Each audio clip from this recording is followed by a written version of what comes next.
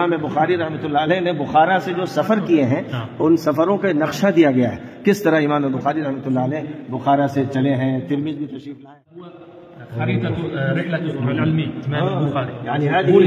یہ امام بخاری رحمۃ اللہ علیہ نے بخارا سے جو سفر کیے ہیں ان سفروں کا نقشہ دیا گیا ہے، کس طرح امام بخاری رحمۃ اللہ علیہ بخارا سے چلے ہیں، ترمذ بھی تشریف لائے ہیں، مرو گئے ہیں، نیشاپور تشریف لائے ہیں، اور اسی طرح پھر رے میں پہنچے، بغداد پہنچے، بصرہ پہنچے اور کوفہ تشریف لے گئے۔ حجاز میں تو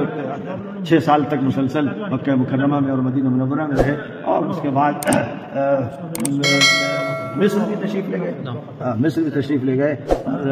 فلسطین تشریف لے گئے۔ یعنی یہ وہ علاقے ہیں جن میں امام بخاری رحمۃ اللہ علیہ جاتے رہے، سفر فرماتے رہے، اور اخیر میں بخارا سے نکل کر سمرقند کا وہ علاقہ جو خرتنگ کہلاتا ہے وہاں تشریف فرما ہوئے اور وہیں انتقال ہوا۔ یہاں ہم لوگ جو موجود ہیں اس وقت یوں سمجھیے کہ خرتنگ کی اس بستی میں موجود ہے۔ اللہ تعالیٰ ہم لوگوں کی اس حاضری کو مبارک فرمائے۔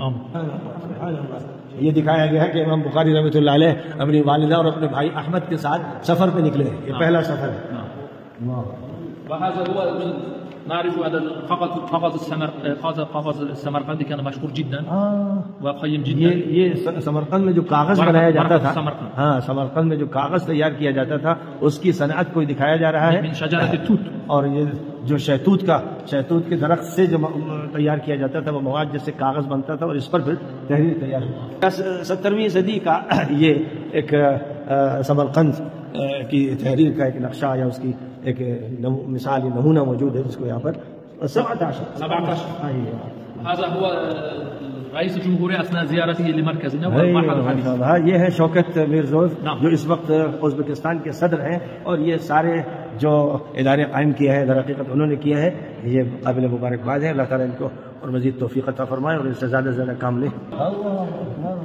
كلهم يعني في مكتبات ازبکستان صحیح بخاری کے قدیم ترین جو نسخے جمع کیے جا سکے ہیں، ہم لوگ بہرحال اس وقت امام بخاری کے اس میوزیم میں ہیں جہاں ان سے متعلق چیزوں کو اکٹھا کیا گیا ہے، کتابیں بھی جمع کی گئی ہیں اور مختلف